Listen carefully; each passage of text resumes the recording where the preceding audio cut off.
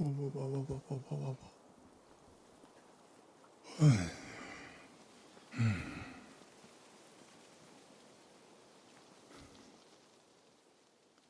it's good for the heart, it's good for the art. If it's good for the heart, it's good for the art. This has been something I've been kind of playing with and really believing in terms of just expanding beyond the technical art techniques and feeling into kind of what I was missing at art school, which we learned techniques and how to master them, how to get good at seeing everything within this one kind of separated realm, lens. But in terms of like being a person, being an artist, and a healthy artist, one that's supported in the other parts and aspects of your life, that felt lacking, of course. And it's been something I've been trying to bring balance back into my journey. And thus, this video is going to be more towards some tools that I use to explore, I guess, well, the prompt was restorative practices. This was kind of put forward by a co-working collective called the Dharma Artist Collective. And what I love about it is that there's a lot of heart and a big belief in there is that the things that you discover through life and the things that work out help you, work for you.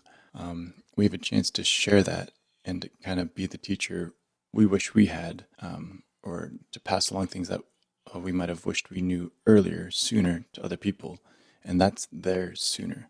Like, and just like a really cool way of recognizing that we each contain each other's medicine in a sense. And so the theme for this submission to the collective was restorative practices.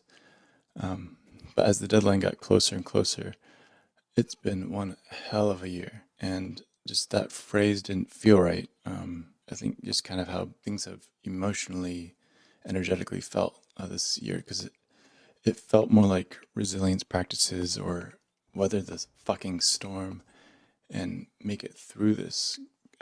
Long story short, my partner has intense chronic pain, and I've kind of needed to step in as like a full-time caregiver for her. And then on top of that, she had surgery, which it was crazy in this house, and we barely made it through so many times where it didn't feel like these things were restorative. It was more like resilience. And in chaos times, so many of the practices fell out the fucking window. Just the overwhelm and the numbingness. And she and I both like get depression when it's like too much for too long. Like you kind of lose your footing, lose your why. And so like during times like that, like just to be honest, it felt like restore what? Like what's the fucking point? Especially if you're in just a really terrible mood or just like a hollow mood, like you're done. And so yeah, kind of just speaking to that honest truth. And some days just none of these tools got used because whichever aspect of me like might have benefited from them did not want to do them, and that's okay. I think what did help me a lot was at the end of each day, at the very least, just before going to bed or in bed on my phone, like I use Notion to kind of just log with the date, just what happened in a nutshell through that day. And sometimes it'd be with a bias of a grumpy or a exhausted, frustrated me. Other times it's just like a bullet list of like what I got done, what I chipped at, if shit went down at lunchtime or things went well and what worked and what didn't work. Sometimes they're really short. Sometimes I ended up just kind of releasing or venting into these small journal logs. And the result of that, at the very least, was I kind of just let the emotions get leave my body in a sense, and as well as give myself some context and this feeling of space and movement, especially when days would feel like they're like, some days felt like 6 days, lack of sleep, just constant stress, because pain's a bitch. And yeah, that's for another video. But and lack of sleep will would lead to so much brain fog or just feeling lost constantly. So it's these tiny little tools to kind of just give us a fighting chance to bring it back, to at least get a sense of where I might find my center again, especially in like the really deep and just blurring. I mean, the best word is overwhelm. You energetically don't feel like you have what it takes to get through. But fortunately, time passes, and in the chaos of it, time is the one thing you can count on. That this will shift, even if you can't sense it or feel into it. But yeah, I do want to just kind of give you the tools that I used, and I lost my train of thought. That happens a lot. But but but the tools. Fuck it. Let's just list them. Here we go. So this first tool, it counts as a restorative practice, resilience practice.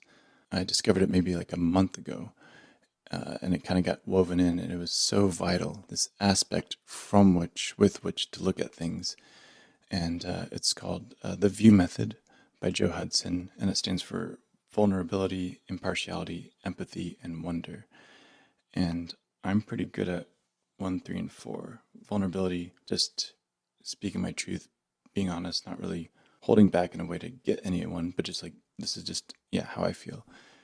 And empathy, being able to like feel or imagine how others might feel. I'm a little too good at that. And then wonder is just curiosity and just this playfulness and this, I don't know, being able to flip things with the mind and just want to explore.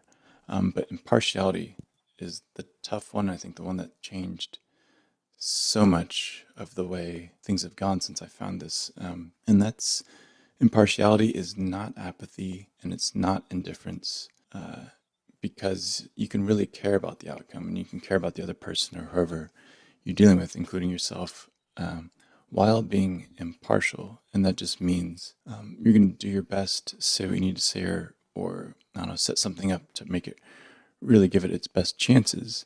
But whatever move the universe makes, and then raises its head to see how you react to whatever the person might say, or if whatever you're setting up, if that falls apart.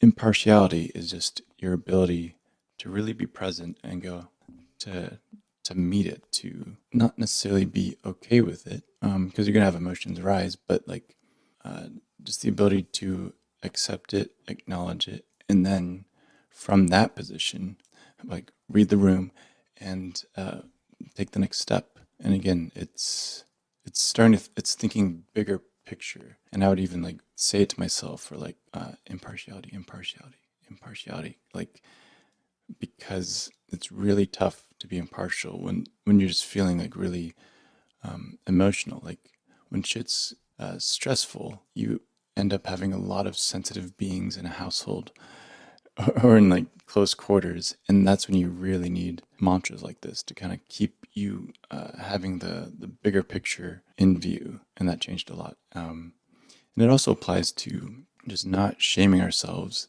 should we try to have some like good practices and we want to stick to them. But if it falls, like if they fall flat or something, or you stumble, impartiality means you don't create a step two middleman that's like, now beat yourself up, now get frustrated at the results or the situation.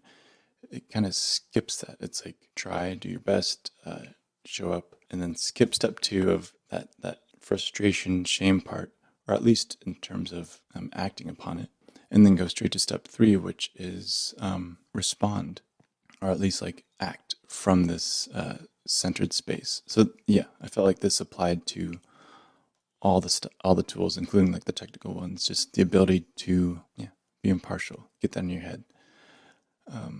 So another one that I really love, and I've been doing it for maybe 5 years off and on, is I call it Wim Hof, just for short. Whenever I have like a checklist, but it's the breathwork I think originally taught by Wim Hof.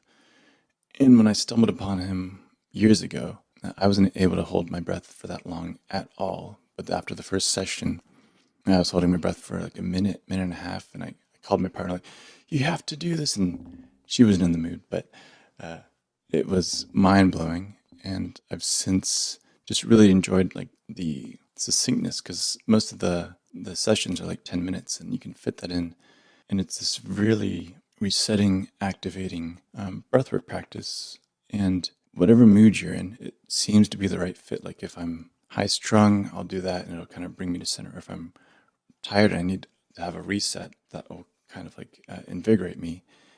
And what's really cool is I have so many cool breakthrough ideas, breakthrough thoughts, like the kind of thoughts you have when you're walking through the woods or daydream or like shower thoughts, essentially. They pop up while I'm like in this essentially altered state just from doing 3 rounds of breath work. And I'll, of course, put links below to the specific ones that I found really helpful.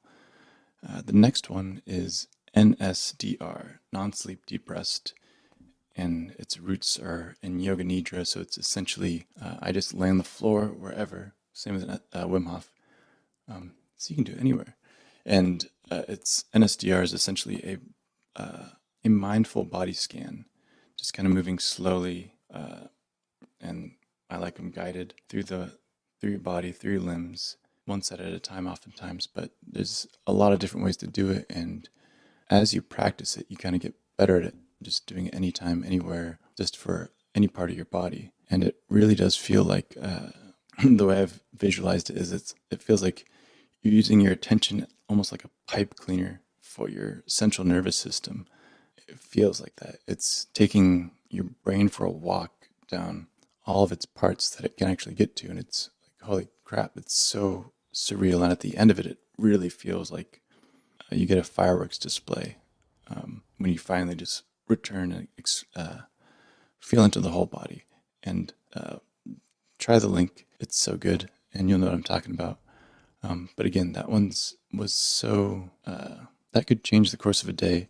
But like I mentioned before, when I most needed it, it oftentimes felt like a part of me was being a 4-year-old who didn't want to take a nap. It goes against the logic when you're stressed and you feel under pressure, like the hours of the day are closing in, and you have so much to do. And so, why the hell would I stop and lay down if it feels like I need to keep running and just like hurry and rush and freak out? But in reality, it's like if you do just kind of let that happen, just give yourself those 10, 15 minutes. The result is I would see so much clearer and I could move smoother and like even more effectively than had I not done that and just tried to brute force it. And this has been an ongoing thing that I've been dealing with for ages of starting to listen to the body and realize it's not just the brain having to punch through whatever.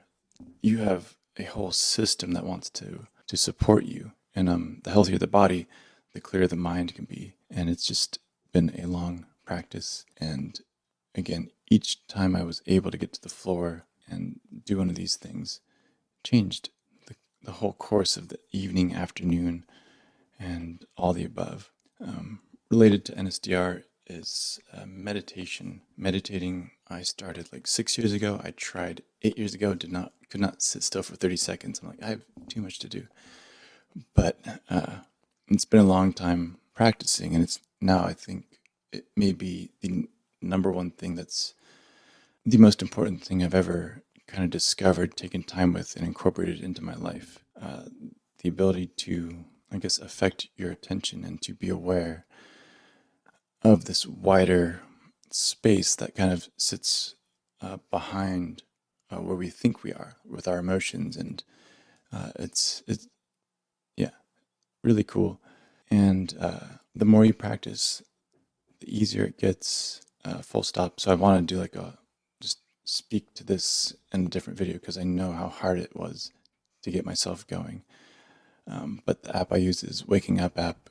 I've tried a lot of other ones, but this one really spoke to I think how my mind works. It's like I wanted the technical, and I wanted no coding, and just the teachers they have on there, mind altering. And I think I credit that for putting me on the course to kind of getting to where I am today in a lot of ways. Another one was PM stretches. That's how I write it in my checklists, but just a 5 to 10 minute stretch before bed.